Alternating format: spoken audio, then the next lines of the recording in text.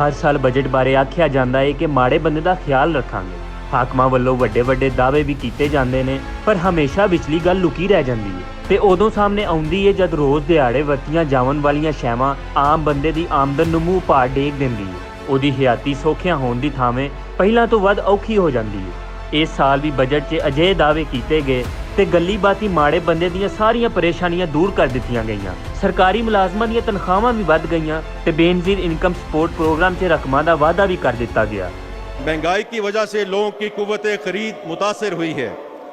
तनख्वाहदार सबका इससे ख़ास तौर पर मुतासर हुआ है। यही वजह है कि हुकूमत अपनी माली मुश्किलात के बावजूद सरकारी मुलाजमीन की मुश्किलात का एहसास करते हुए उनके लिए रिलीफ इक़दामात किए जा रहे हैं।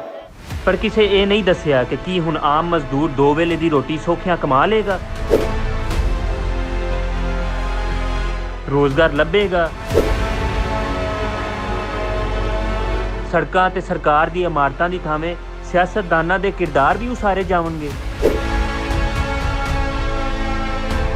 लोकां दी आवाज़ां बंद करन दी थावें उन्हां नूं बोलण दा हक दिता जावेगा।